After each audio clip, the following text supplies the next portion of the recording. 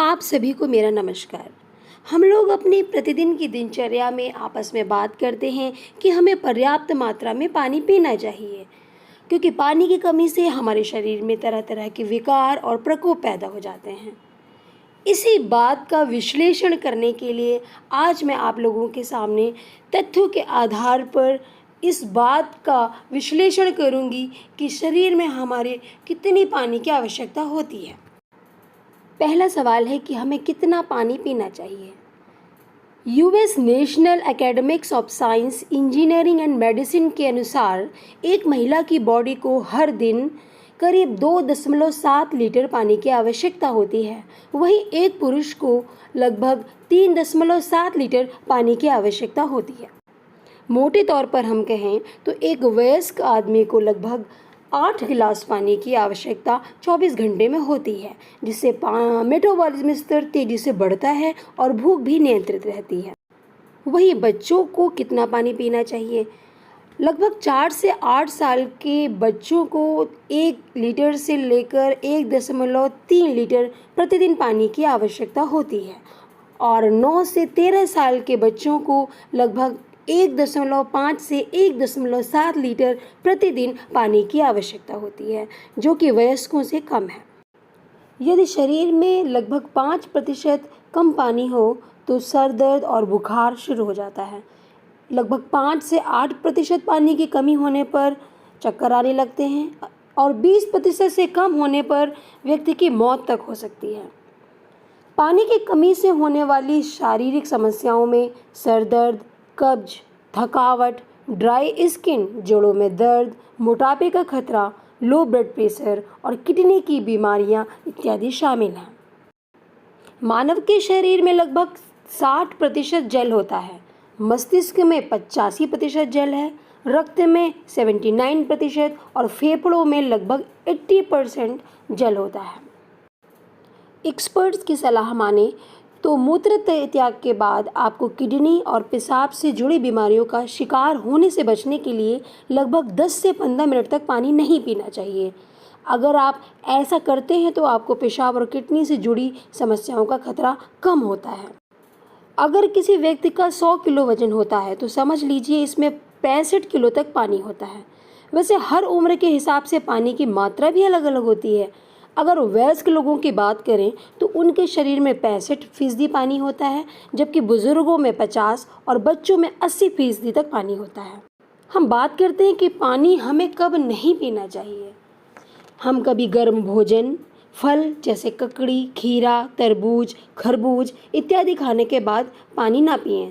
गर्म दूध या चाय पीने के बाद या धूप से आने के तुरंत बाद पानी ना पिएं। एक्सरसाइज करने के तुरंत बाद, क्योंकि शरीर का तापमान बदलता है। साथ ही साथ चिकने और तले पकवान खाने के बाद या मूंगफली खाने के बाद हमें पानी नहीं पीना चाहिए। अब ये तो बात हो गई पानी पीने की बात। एक स्थिति ऐसी भी होती है कि जब हम बार बार पानी पीते हैं और हमें फिर भी अपना गला सूखा हुआ महसूस होता है। पानी पीने के बाद भी हमारी प्यास नहीं बुझती है, मन करता है कि बस पानी पीते ही जाएं। अगर ऐसा होता है तो ये सिर्फ गर्मी के लक्षण नहीं है, गर्मी के अलावा और भी समस्या हो सकती है। गर्मी की वजह से प्यास लगना तो आम बात है, लेकिन एक साथ 2-3 गिलास पानी पीने के बाद भी प्यास न बुझे तो इसकी वजह कुछ और भी हो सकती है। मेडिकल टर्म्स में इसको पॉलीडिप्सिया कहते हैं।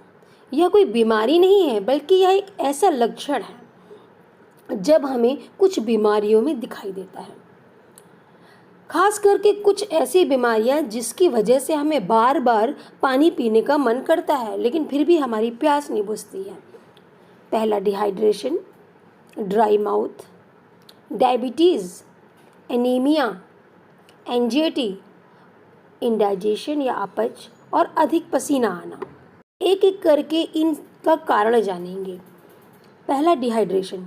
जब किसी के शरीर में डिहाइड्रेशन की दिक्कत आती है तो उसके शरीर में पानी की कमी हो जाती है, इस वजह से बार बार प्यास लगती है। Number 2, dry mouth. इसका सीधा मतलब है मुंह सूखना। जब आपके मुंह में पर्याप्त मात्रा में लार यानी सलाइवा नहीं बनती है तब ड्राई माउथ की समस्या आती है। बहुत सी दवाइयाँ खाने से भी मुंह सूख जाता है। ऐसी सिचुएशन में बार बार प्यास लगती है। Number 3, anaemia. जब किसी व्यक्ति के शरीर में रेड ब्लड सेल्स की कमी होती है तब उसे एनीमिया की बीमारी होती है और ऐसी स्थिति में इंसान को ज़्यादा प्यास महसूस होती है। इनडाइजेशन या अपच। शादी, पार्टी या होटल का मसालेदार खाना आपके खाने को आसानी से पचने नहीं देता है। आपकी बॉडी को इसको पचाने के लिए ज़्यादा पानी की ज़रूरत होती है और इस वजह से भी आपको ज़्यादा प्यास लगती है। एंजाइटी, धड़कनों का तेज चलना, घबराहट महसूस होना, बेचैनी लगना, ये सब एंजाइटी के लक्षण हैं। ऐसी स्थिति में कुछ ऐसे एंजाइम होते हैं जो मुंह में बनने वाली लार की मात्रा को कम कर देते हैं और इस वजह से प्यास ज़्यादा लगती है। सबसे महत्वपूर्ण लक्षण जो कि पॉलीडिप्सिया क्या है, वो डायबिटीज़ में दिखता है। जिन लोगों को डायबिटीज़ होती है उनके खून में शुगर की मात्रा बढ़ जाती है, उनकी किडनी आसानी से छान नहीं पाती हैं रक्त को, फिर ये शुगर यूरिन के जरिए बाहर निकलती है और इस वजह से शरीर में पानी की कमी होती है और बार बार प्यास लगती है। अधिक पसीना आना, जब मौसम गर्म होता है तो पसीना ज़्यादा आता है और इस वजह से शरीर में पानी की कमी हो जाती है और हमें प्यास ज़्यादा लगती है। पॉलीडिप्सिया खतरनाक कब है? देखिए, जब हम पर्याप्त मात्रा में पानी पी रहे हैं और फिर भी प्यास लग रही है, इसके साथ साथ हमें धुंधला दिखाई देने लगे, ज़्यादा भूख लगने लगे, बार बार हमें मूत्र त्याग के लिए जाना पड़े, स्किन में कोई घाव हो, ज़्यादा जल्दी सही ना हो रहा हो, ये सब लक्षण हो तो हमें अलर्ट होने की ज़रूरत है क्योंकि ये उक्त में से किसी एक बीमारी के लक्षण हो सकते हैं। कुछ घरेलू उपाय हैं, जैसे कि छोटा सा बर्फ का टुकड़ा आप अपने मुंह में रख सकते हैं, चाय और कॉफ़ी पीना बिल्कुल कम कर दें, नमक और शक्कर भी कम लें, अल्कोहल पीते हैं तो इसकी आदत छोड़ दें, सुबह शाम नारियल का पानी पी सकते हैं, अपनी डाइट में रस वाले फलों को शामिल करें, मुंह से नहीं नाक से सांस लें। एक महत्वपूर्ण बात यह है कि पानी पीना भी एक कला है। पानी हमेशा बैठकर पीना चाहिए। क्यों?